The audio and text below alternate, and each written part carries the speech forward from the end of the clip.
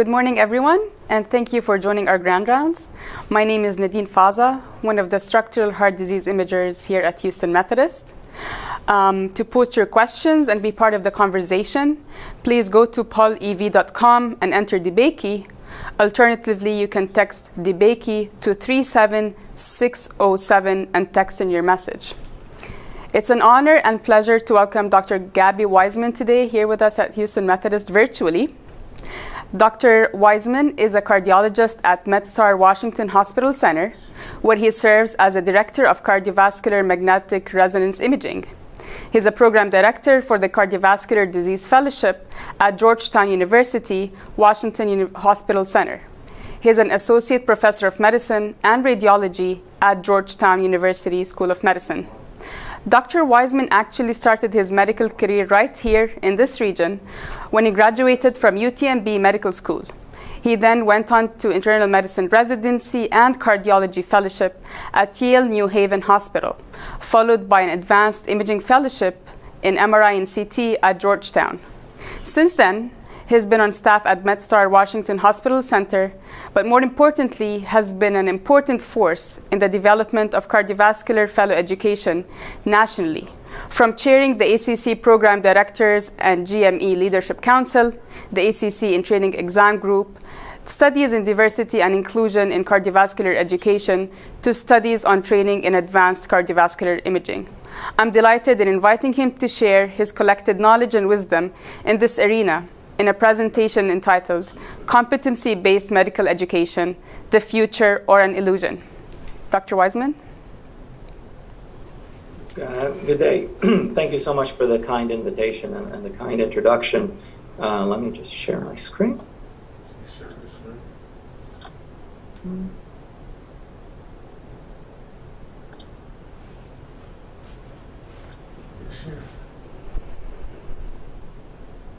All right, so I'll get started, and as was mentioned, my talk today is going to be about competency-based medical education. Where are we going with this? What does it mean? It's intimidating to give this talk at Methodist, really a place that is led on education, virtual education, providing great cardiovascular education really to the broad group community as opposed to just the local community, which is where we've all been for many years prior to this.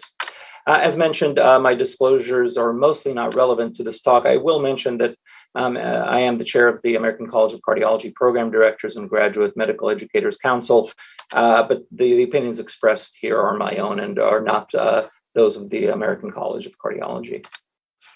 So as mentioned, what I want to talk about today is competency-based medical education. And I'll approach it in a few ways. I think that this, what I hope to show you is that this is really an area of focus for the community, and not only here in the United States, but really globally, as we're thinking about what it means to be a doctor and what it means to train a physician in the modern era using all our tools and all the knowledge base that people need to get in a relatively short period of time. So I'll approach it by going over cardiovascular disease fellowships, where we've been, where we're going, what we look like today. Talk a little bit about competency-based education, what that looks like. Talk a little bit about where we are as far as data on programs. What do we understand about the educational landscape now? And then dive into competency. How are we really doing it today, and how do we want to do it better in the future? So we'll start with the changing faces of fellowships. I always like this quote from Alice in Wonderland. Who are you, asks the caterpillar. Alice replies, I hardly know, sir. At least I knew who I was when I got up this morning, but I've changed several times since then. And I think that that's true for us in medical education. Certainly, there's a lot of rapid change going on.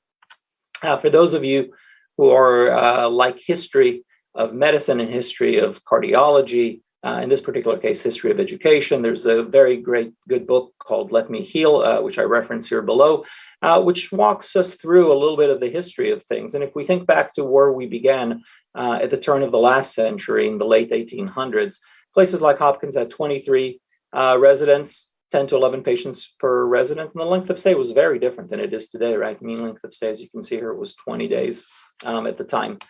However, I really like this quote from Dr. Osler. He said that half-day clinic sessions should be limited to 5 patients per day. A sick man likes to have plenty of time spent upon him and gets no satisfaction in a hurried 10 to 12-minute examination. So some things change, some things really do stay the same. Technology led to change. That was true then. It is true now. It's true in clinical care. It's true in education. You can see at the Mass General, for example, over 50 years, length of stay fell by 3/4. And the number of house officers changed from being something that was fairly rare on the floors to something that was much more common. So certainly the field started to develop. How they thought about the ideal house officer, again, back at the turn of the last century. In many ways, I think it is very similar to how we think about the ideal house officer today. The doctor needs to be a thinker, understand the scientific method, think critically, be skeptical of authority and tradition. Problem solving and clinical judgment are key skills. So what we want to produce at the end of the day hasn't really changed in many ways. And the question is, how do we do it? GME is really defined by the assumption of responsibility. As compared to medical school, what happens in GME is the resident is given authority and responsibility to care for the patient primarily. And it is through the act of providing that care that the resident learns, or at least that's part of how the resident learns. And again, I like this quote because I think, again, it shows how in many ways we're very tied to our roots. If the work of the resident staff should ever become dull or routine, it is almost inevitable that people seeking such jobs will be correspondingly dull and stupid. So I think that, again, we would recognize many of that in ourselves today, that we look for intellectual curiosity, and then we take that intellectual curiosity and we try to build on it. Cardiology Fellowships, if we focus down to cardiology now, that's changing as well. You can see the number of programs over the last 10 years has grown by 32%. So there are more training sites. With more training sites, potentially more variability in how we do things. The number of fellows has increased rapidly at that same time. We've gone up about 24% in the number of fellows in the country. So a much larger training force that we are now responsible for. So what is the product? What are we trying to achieve in the end of the day? And just philosophically, are we trying to achieve uniformity, or are we trying to achieve individualism, or is there a mix that we want? Do we want? What are we looking for? And I would argue that at least as a base, we're trying to achieve some uniformity, right? That everybody has some level of competency when they graduate from a fellowship, and then that level of competency is uniform. Now, above and beyond that, certainly there will be variability. And we know that there's variation in this country. That's true in medicine. It's true in everything else. And how does it manifest itself in education? So this is just data from the Acgme. It's publicly available. So if you look at the number of cardiovascular disease fellowships, I already mentioned that there's almost 250 of them in the nation. However, if you then look at how many programs have an interventional cardiology fellowship, it starts to shrink a little bit over 150. So you can see there starts to be some programs that have an interventional fellowship and some programs that do not. Again, start looking at EP fellowships, the number are smaller. Same for heart failure, imaging, and finally adult congenital. So our program's all the same. If you're in a program that has one of these subspecialties or three of them or any number of them, does that somehow influence the training that you provide? There's other ways to try to measure variation across programs. This is data published by Jeff Kuvan et al. Back in 2015. This is back in the early experience of the in-training exam, which began in 2011. And they showed here, if you look at mean total test scores or over programs, and you just sort of divide up the programs on this bell-shaped curve, you can see that there's variation. Some programs do very well on the in-training exam on average. Some do a little bit less well, and most are in the middle someplace. And again, is this meaningful? Does this say something about the kind of training that we provide? And if it does, what can we do again to make this better? So one possible answer to this variation would be standardization. And this has been a long known concept. I think that folks in our community were very prescient back in 1995 when they came up with the first COCATS document. This is the Weill, which has undergone some evolution over time, but this basically remained the standard.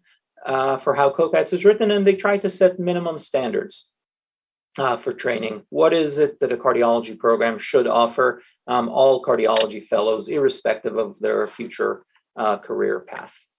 This has undergone several evolutions, and we'll talk about them a lot more as the talk goes on. COCATS 3, which came out in 2008, again, used very much that initial Weill, right? In the 10, 15 years in between COCATS 1 and COCATS 3, the general concept remained. The standard was there. It was very numbers based, right? You can see here 7 months of non-invasive, 2 months of vascular, etc., to make sure that everybody had a similar baseline experience in their program, irrespective of which program they went to, and irrespective of their final career goals. In 2015, COCATS 4 came out, and I think this was a very significant step forward and really ties in to competency, which we'll talk about the rest of the way. It really tried to start walking away from those numbers. You can see the Weill here. It's still that very familiar Weill that you saw in 1995, but the numbers have gone away. You sort of feel them here, right? Some elements of the circle are larger than others. So cardiac catheterization is larger than heart failure. So I suppose that suggests that you should have more of a cardiac catheterization experience. But the dogmatic numbers start to disappear, and we start thinking about things a little bit more holistically. And that was, as far as I can tell, on purpose. It was really a focus of COCATS 4 to start working us towards the concept of competency-based medical education, whether we were ready for it or not back in 2015. So what is competency-based medical education? Well, we have a tradition in medical education, and I think that that tradition is very much based on an apprenticeship style model. You bring trainees into a hospital environment, and they work with mentors. They work with faculty who are experienced in doing this, and they learn by doing. We mentioned that earlier on, that the defining feature of GME is really this assumption of responsibility. It is not sitting in a classroom and reading. It is being out there, taking responsibility, and then learning around that responsibility. Well, sometimes tradition isn't necessarily the way to go. Just because we've done something one way for quite a long time doesn't mean it's the way that we should be doing it. And I think that there's been a lot of critical rethinking around this. I'll give one caveat, that just because we're in the modern era and just because we think that we can do things better, that doesn't mean that everything that we've done in the past is wrong. In fact, much of what we've done has worked very well. And the apprenticeship model is not necessarily wrong. The baseline that was thought of over 100 years ago of the assumption of responsibility as the core part of GME training remains the core. And you can see that this has infiltrated other professions. You can use apprenticeship to learn all sorts of skills. So my argument is not going to be that what we're doing is necessarily wrong. The argument will be, how do we build up to the next stage?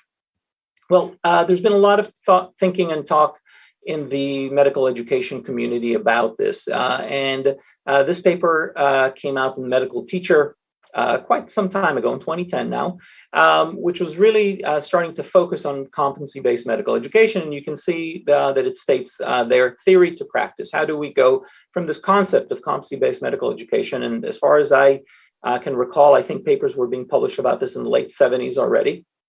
But how do we take it out of the realm of theory, and how do we apply it into our day-to-day? So a few basic principles. Focusing on outcomes. We are in an era of greater public accountability, and the medical curriculum must ensure that all graduates are competent in essential domains. So it's not enough for somebody to have gone through a program and have a certificate at the end, but there must be some verification of competency. Emphasizing abilities, again, not enough to say you must come here and learn cardiology, but be very specific about it. To learn cardiology means you must know X. So emphasize the ability. De-emphasizing time-based training. So we mentioned that a little bit in talking about the transition from COCATS 3 to COCATS 4. But we all know that there's variation. Some people may pick up a skill, for example, obtaining vascular access relatively quickly. Some people may need a little bit more time, and that's applicable really to all parts of medicine, whether they're the intellectual parts or the skill-based parts. So how do we emphasize the attainment of a skill, rather than emphasizing time there? promoting greater learner-centeredness. So again, going back to what I just said, the focus really should be not on the curriculum, but on the individual. How do we get the necessary skills to the individual, abilities, knowledge base, and then how do we demonstrate that the individual has obtained those skills in that knowledge base.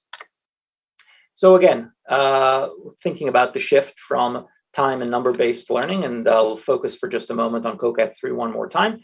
COCAT-3 again was very based on numbers, be they how many months of training you needed, for example, 4 months of cath, but also there were numbers involved. For example, 150 diagnostic catheterizations were necessary, so very numbers-based. But we're thinking about the future. Is that really the right approach? And I very much like this drawing. This is again from the turn of the last century in the late 1800s. A few French artists came together to draw pictures of what the future looked like. And this was the future of education, right? You would throw books in a machine and the students would learn somehow. And we're not quite there yet, I would argue. So moving to COCAT-4, again, much more competency-based medical education. So what did that look like in COCAT-4? Well, it looked a lot like this. There were multiple tables, and this is a very busy slide, so I wouldn't expect you to read all of that. But if you just sort of step back for a moment, what was happening here is this is an example of competency for echocardiography. So there's 20 skills here, or 20 components of medical knowledge that a trainee must know. So they're elucidated there. And it also tells you when people should get that, whether it's in the first 12 months of training, 24 months of training, 36 months of training, and what level of training can you think of for that, whether it's a level 1 trainee or a level 2 trainee, where would you expect this skill or this knowledge base to be picked up on? So potentially very useful. As a director of an echo lab, you could have this table there, and you could set up a curriculum based on these elements. You can see that numbers didn't quite go away, at least for the ECHO document. It used language such as typically requires 3 months of training, or the typical trainee requires a minimum of 150 complete examinations. So numbers were in there someplace, but now they've couched it a little bit. The typical fellow, the typical program, as opposed to this is mandatory.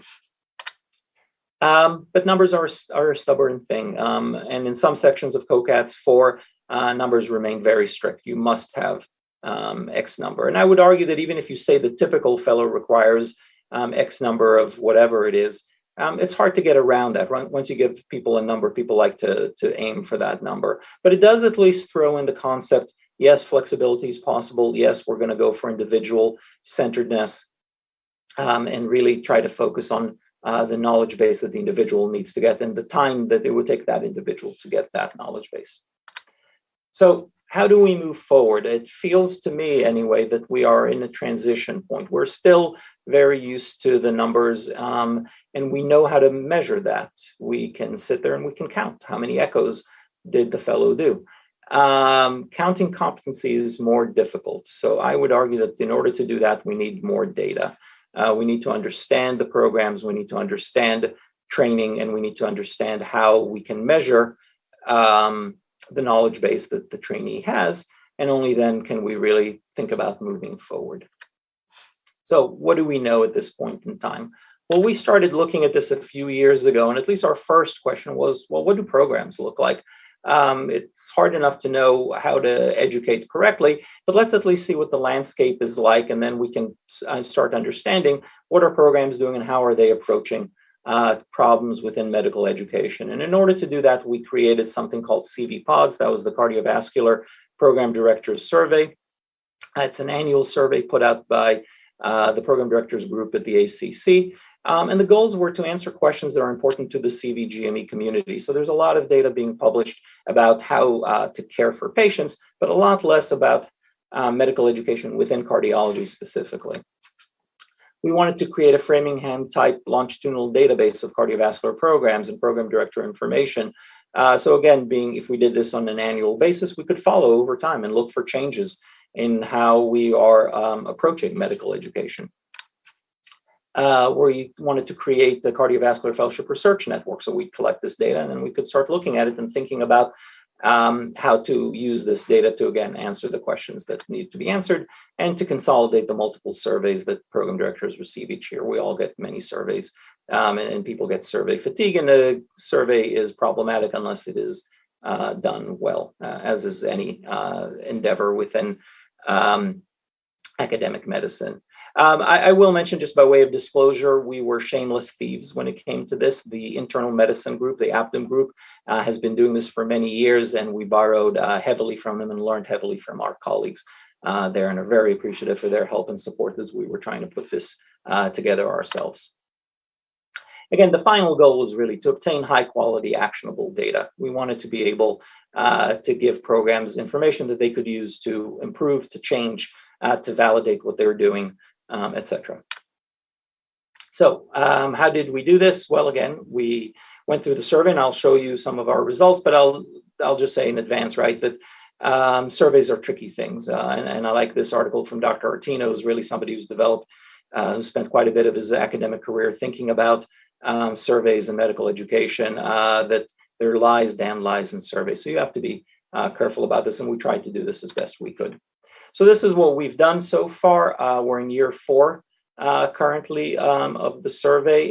Year 1 was regarding program makeup and how programs were using COCATs.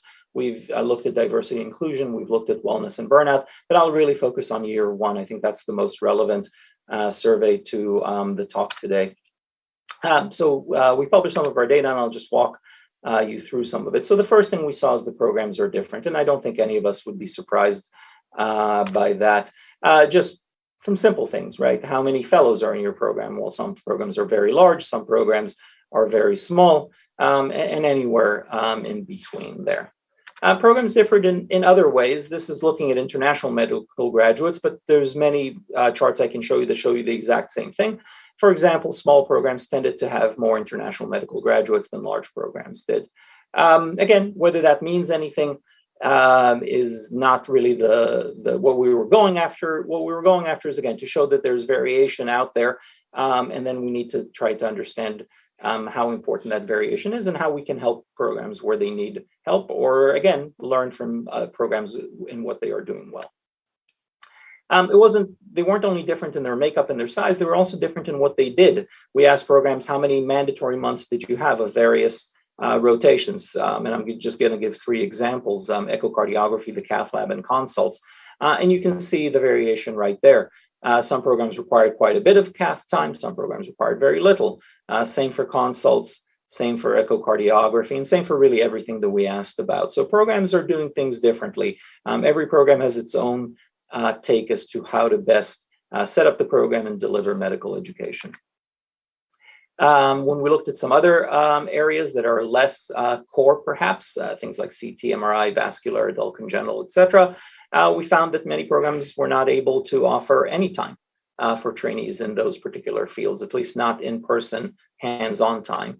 And then, of course, conversely, some programs were able to do so.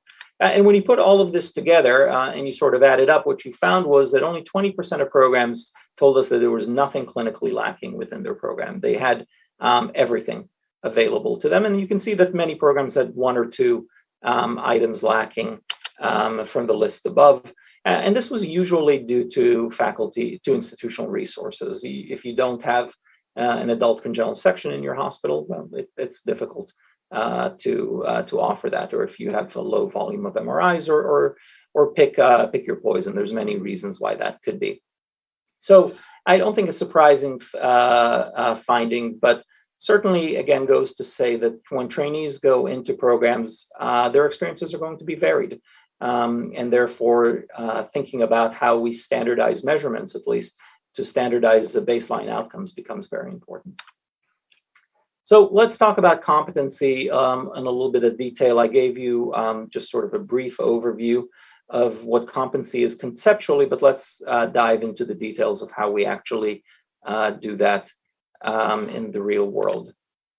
So how do programs assess competency in the real world? There's various things that programs can do. One thing is the Acgme Milestones. That's usually brought through a clinical competency committee in the institution. There's ACC curricular competency, which the ACC has published. The Acgme does give program requirements. They are much more basic than COCATs, but they exist. We mentioned COCATs already.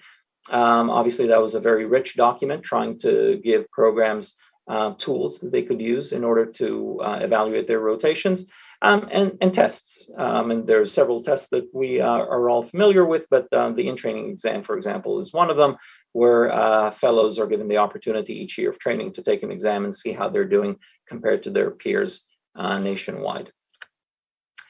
How do these things get played out? Well, they get played out in various ways. Again, tests we mentioned, the Acc Competencies, I'll show you that in more detail. Acgme Milestones served some purpose here. And finally, direct observations, which are where the rubber hits the road. It's actually seeing the fellow in action as they are providing care to patients. So if we think about this concept here, so there's multiple tools to establish competency in training. That's the blue part at the top. And then there's a transition, and the transition here at least is listed as the ABIM certification examination, perhaps a controversial topic, but generally a rite of passage that we're all very familiar with.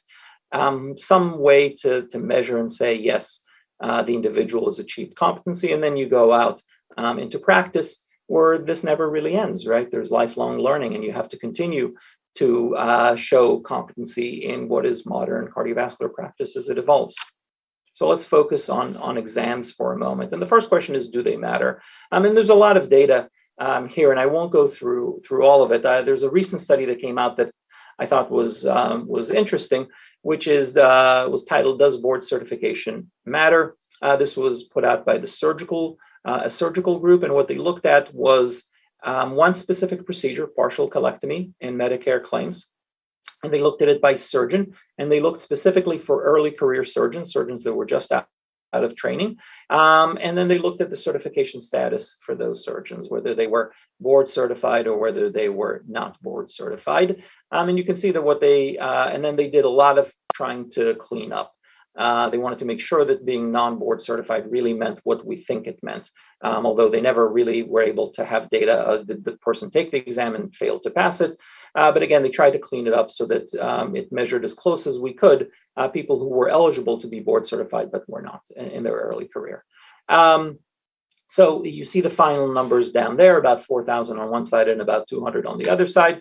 And then they looked at outcomes of this one specific procedure. And this is what you see, that if the individual was certified, serious complications and mortality in these Medicare patients were somewhat lower. So it seemed like board certification may be meaningful in assessing competency. So it's a test. It has its limitations, but it may have some underlying meaning as well.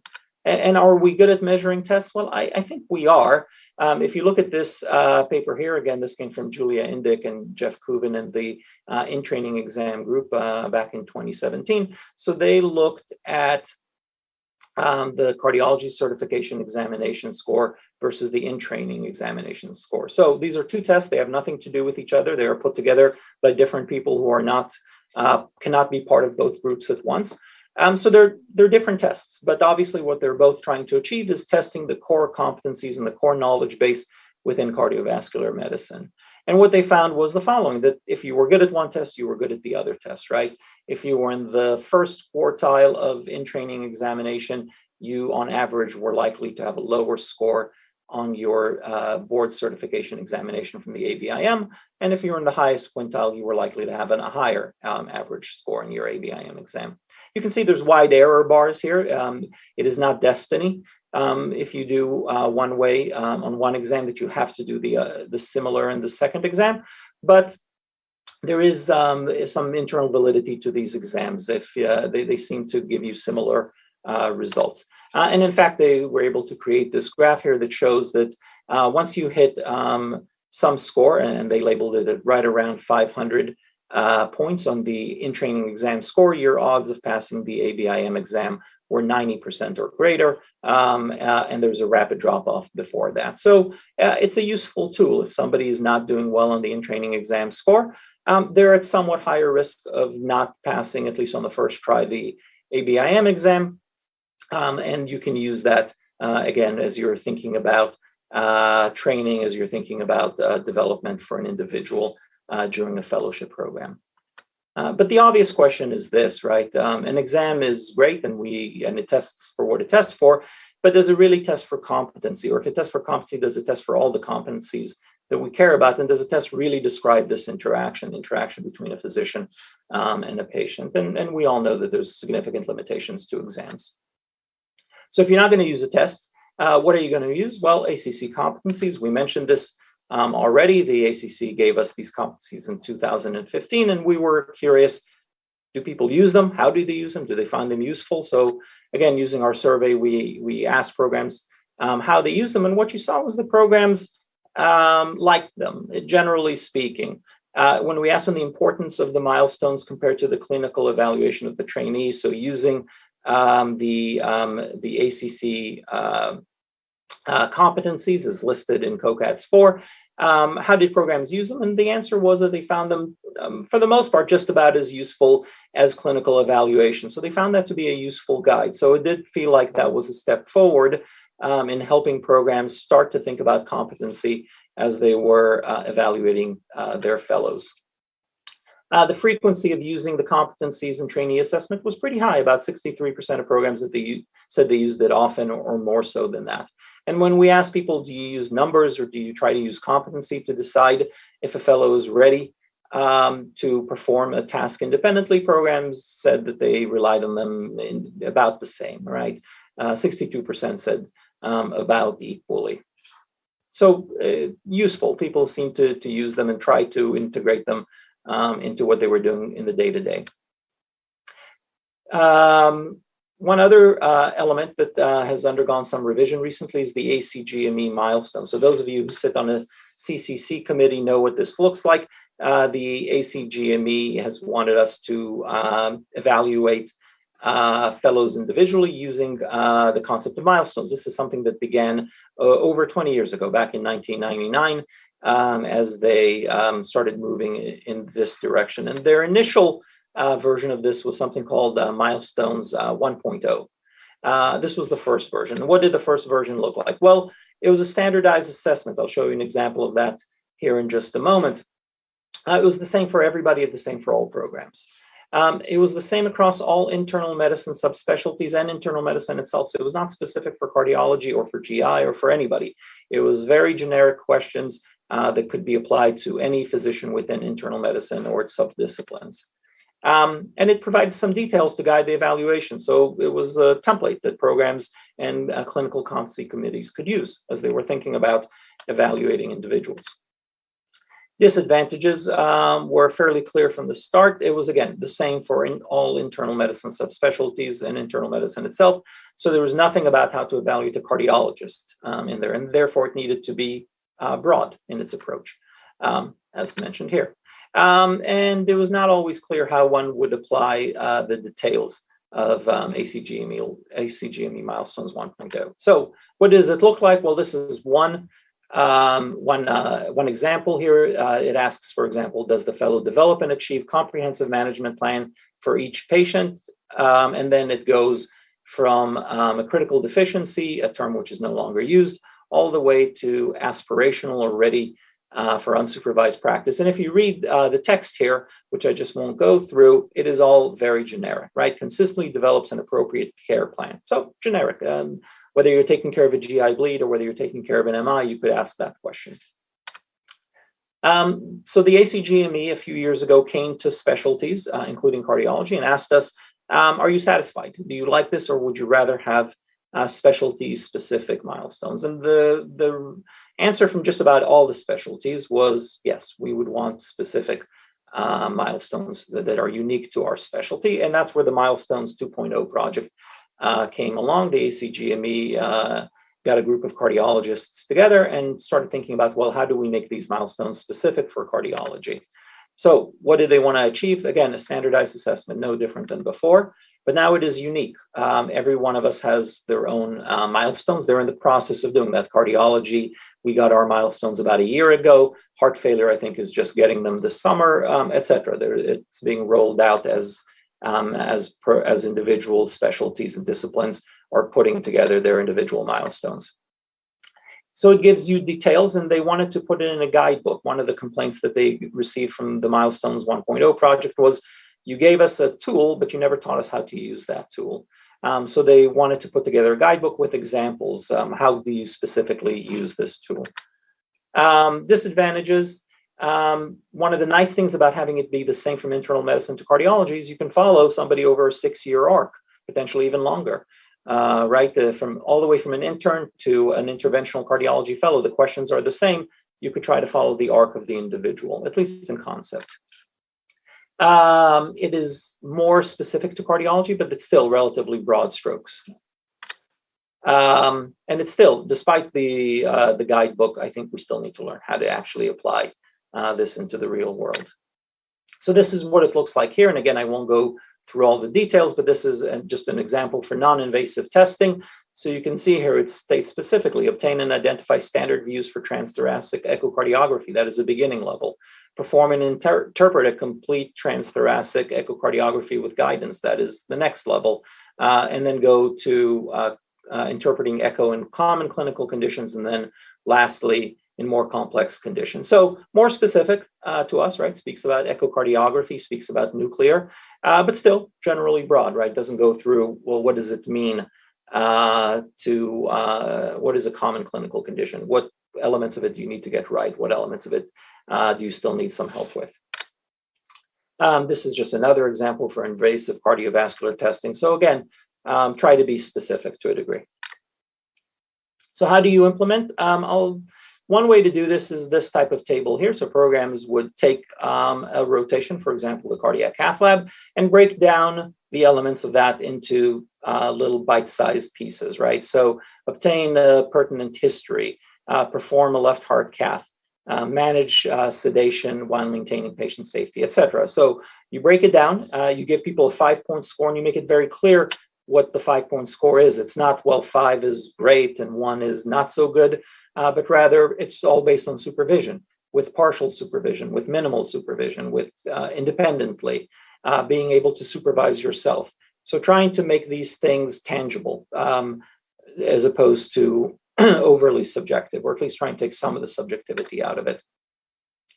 What about direct observations? I mean, if you're going to do that table above, you really need to be able to do direct observations, and you need to be able to do them well. And here I think we still have a lot to learn. And I think we have a lot to learn from our surgical colleagues, at least. And not only them, others have looked into this, but the surgeons have had a nice approach to this over time, because they have very discrete packets of interaction, right? You're in the operating room, you're doing a colectomy. That is a discrete packet. And you can try to judge the performance of the trainee from the beginning to the end. And they put out this paper a few years back talking about how do you do bedside assessment properly. And I think this is really a very nice list that is really applicable to all things.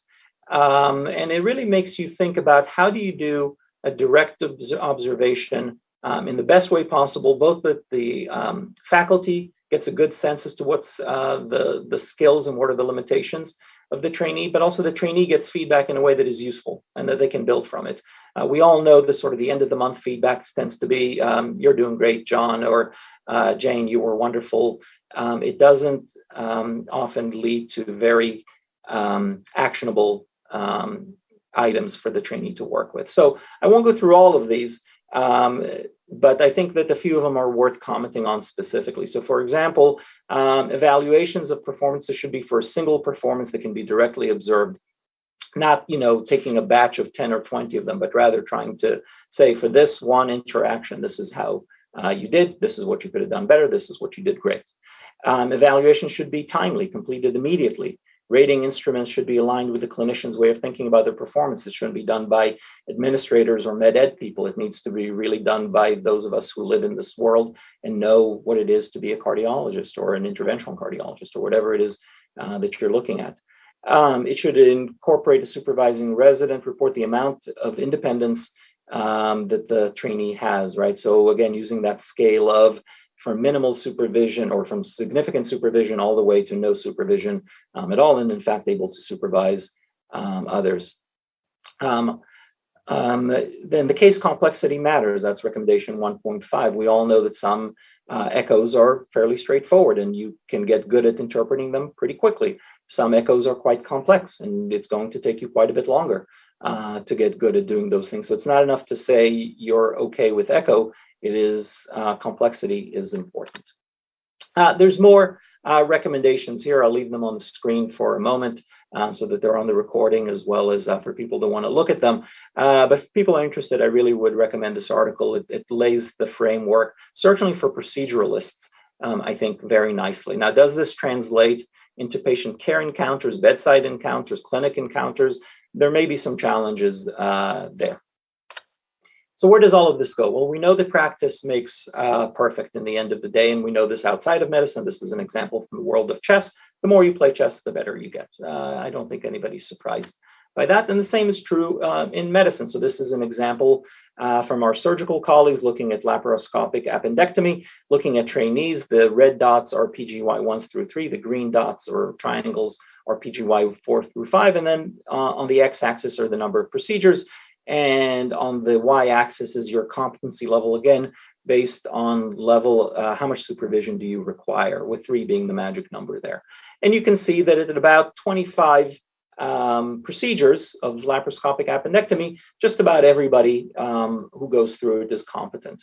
But you can see that, and if you look at 0 to 13 procedures, almost nobody's competent. So that makes sense. And in the middle, between 13 and 25, you can see some people are ready and some people are not ready. And I think this goes along very nicely with the way we're thinking about these things. I will mention that this is not always uniform. This is the same paper, but a different procedure, a laparoscopic cholecystectomy. And you can see here that even when most people are competent, there's really a wide variation. And in the middle, the variation is even wider than the previous example. So it's not enough to say competent in cardiology or even competent in echocardiography, maybe. We're going to have to think about this quite a bit. What's the variation within the various disciplines within cardiology, the various knowledge bases that we expect people to go to? This is a very nice paper from Ben Chow that was published now in 2019 in JACC Imaging, looking at the same concept in nuclear cardiology. And what they did was they rated individuals, their preliminary reports compared to the attendings report, and how close were you to that, and where is their deviation from that. And what you can see is that it takes really quite a few procedures, nuclear procedures, before you get to the level of competency that they mark. Now, they marked the green lines up there really quite high. From my perspective, they were looking more for mastery than they were looking for competency. But be that as it may, and you could argue about that and move the line up or down a little bit as you feel is the right place. The general trend, I think, is reasonable, and we're not surprised by it. It takes procedures to get good. And it may take more procedures than we think. If you look at these numbers and you compare them to COCAT's numbers, these numbers are substantially higher. The numbers that we have in COCAT's are basically a group of individuals, experts, thinking about it, but not really data-based. And I think this makes the argument that we need to be much more data-based when we think about this. When you look at individuals, you see variation. So this is 3 different trainees looking at studies, and you can see that one trainee gets to competency a little bit faster, one trainee gets a little bit slower. So again, it's very much individual based. You can't say that all trainees need X, but rather the typical trainee needs X, but we need to be ready to be flexible with individuals. And lastly, and most importantly, we all understand it is not enough to read a bunch of normals or a bunch of easy studies. You need to see the whole wide variation of it. And you can see that what they did here was they broke this down into abnormal studies and the amount of time it takes to get good at those. And again, so just having a number of nuclear scans read is not sufficient. There needs to be a good mix of the various pathologies that you would expect to see. Again, all I think is not surprising, but demonstrated very nicely and needs to be demonstrated and quantitized for other elements. Well, how do you do that? We need better tools. This is an example of the surgical tool. This is the tool that they used in their studies. Again, something very specific. A fellow or a resident does a procedure, there's an attending, there's a procedure name, and there's a guidance for how do you rate them. Are they ready for independent performance, or are they still requiring help? So we need tools. Whether this is the right tool for us, I'm not sure, but tools I think will be very helpful. My last few comments before I wrap up are going to be about the international perspective. I was talking about the United States, but in COCAT's, but we're not the only ones thinking about this. In many ways, the rest of the world is moving ahead of us, or at least to some degree. The Canadians are moving to competence by design, where all training programs are going to be very much competence-based. This is happening. It's already started. For cardiology, it was supposed to happen last year. It got delayed because of the pandemic, so it'll be rolling out shortly, and we'll see what that looks like over there. But the general concepts are the same. Again, complex system, community expectations, resource imperatives, the evolving nature of residence programs and faculty, new models in medical education. These all become an imperative to move towards competency. So what does this look like? This is a paper looking at how it looks like in the world of nephrology, for example. So the fellow needs to be able to demonstrate initial management for a patient with AKI, establish a plan, adjust medications. They need to have these milestones, perform a clinical exam, ascertain volume status, establish goals of care, etc. And then guidelines for observation. What are the trainers looking for on the other side? So this is the approach. Break down the training into various groups and disciplines, and then think about how you want to assess them, think about how you want to measure them, and proceed in that direction. The European Union is moving as well. ESC just came out with the 2020 Trust in Training, the new core curriculum for cardiology, their version of COCATS. Again, you can see they've been evolving over the years, just as things have been in the United States side. And they're moving towards a similar thing. They're moving towards these entrustable professional activities, these EPAs. Again, taking training, breaking it down into packets of skills and knowledge bases, defining them and measuring people on those skills in that knowledge base. So again, just to focus, EPAs are units of professional activity focusing on clinical skills, but incorporating the related knowledge, adequate attitudes, and professional roles in the holistic clinical context. And what that looks like in the end of the day is, again, you measure from all the way from the ability to just observe, perhaps a medical student, to perform and supervise a senior trainee or a faculty, and the steps that it takes to get there in between. And then you can create a chart. You can break down all of training. Again, this is very busy and very small, but you break down all the different elements of rhythm disorders, valvular heart disease, coronary artery disease, and you grade individuals there. Grade is probably not a great word for this, but what you're trying to do is, again, show somebody where they're doing well, show somebody where they need to improve. And that way, if they're already doing well in one element, they don't need to spend that much more time there. Perhaps they can now shift their energies and the time remaining to other elements of the training. So it's not meant to be punitive. It's not meant to say you're the best fellow we have, but rather this is where you're good. This is where you need to help with. This is where your skills are already ready for independent practice. This is where your skills are not, and you can then focus training to build up the skills that are not ready for independent practice. So what does the future look like after all of that? Well, I think we need more data. I think that we are starting to get more data, but there's a long way to go there. We need improved measurements techniques. I think it's very hard to know how we're doing unless we can measure what we're doing. Standardization of the process. I showed you that there's a lot of variation between programs. I think it becomes important to be able to at least have some baseline that we can standardize to. And this shift from competency to competency from time and numbers-based education. And I think we're there, but I think that we have a ways to go there, but we're certainly on that journey. And then how does this affect length of training? Sort of, we all agree that it takes a long time to become a cardiologist, and certainly even longer to become an electrophysiologist, for example. Is it getting too long? Can we use this opportunity to think about how do we make training efficient? And then, as I was mentioning throughout, how do we think about the variability in programs and trainees with the goal, again, of making sure that everybody that graduates as a cardiologist, in the end of the day, has a baseline set of competencies and a baseline knowledge base that patients can rely on when you see them in the clinic. So the world of GME is changing. Yet again, I think this has just been our story for the last 100 or so years. I do believe that competency should be the mark of educational achievement as we progress anyway, whether we're ready for it or not quite yet, I'm not 100% sure. Measuring competency is challenging, but we're certainly making progress. We use things such as exams, competencies, milestones. Direct observation, I think, is really the key, and we need to get better at doing that. And I showed you some examples there.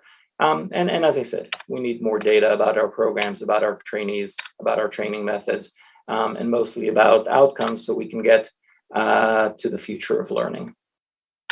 And with that, I will stop and thank all of you for your attention. And this is the group of the program directors and graduate medical educators back before COVID, when we were all allowed to be together. Really a great community of people that are very dedicated to the next generation of trainees.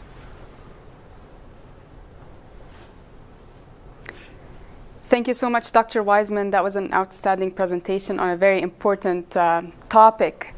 I want to start with my own question. I have many questions, but for the sake of time, I'll share my first one. Do you share the milestones with your fellows as a program director, and how do you measure their progress? Are they part of the process? Do they know what milestones they need to achieve at each level? Yeah, I'll be honest with you, I'm still learning about the Milestones 2.0, which is a little bit tricky since I was part of the group that thought about them and helped put them forward. But the problem that I always had with the Milestones 1.0 is that I found them to be a little bit of a self-fulfilling prophecy, where there was an expectation that fellows would progress, that you would start off as a level 2 or 3, and then you would go to 4 or 5 by the end of it. And people generally ended up following that line, and I was never sure if they were really progressing or if it was just us on our side marking them because we were expected to mark them that way. Milestone 2.0, I think, is going to be better. Our first year of using it, we were still trying to figure out how to use it there. I still don't think they're granular enough. And that's why I much prefer the COCAT's competencies, and in the end of the day, trying to get down to direct observations in a better way than what we're doing now. So I think they're an improvement, and I think that there's more opportunity there, but I'm not quite certain yet how it's all going to pan out. Thank you. We have a question from our program director, Dr. Stephen Little. Thank you for a fabulous presentation. The academic field of medical education, fellow training, has changed significantly over the last decade. Few practicing physicians have received training to be a trainer. What are the ACGME resources available to improve our knowledge and training competency? Should program directors be evaluated and certified for special competency in medical education? Thank you. Yeah, no, that's a great question. I'll give one or two quick anecdotes, I guess, and then I'll try to answer the question as best I can. I clearly remember, I applied for fellowship many years ago, over 20 years ago now. And I remember sitting in one interview spot, and I was fairly undifferentiated. I would sort of argue that I'm still a generalist at heart. And I was asked what I wanted to do in cardiology, and I said I like everything, and I want to be a cardiologist.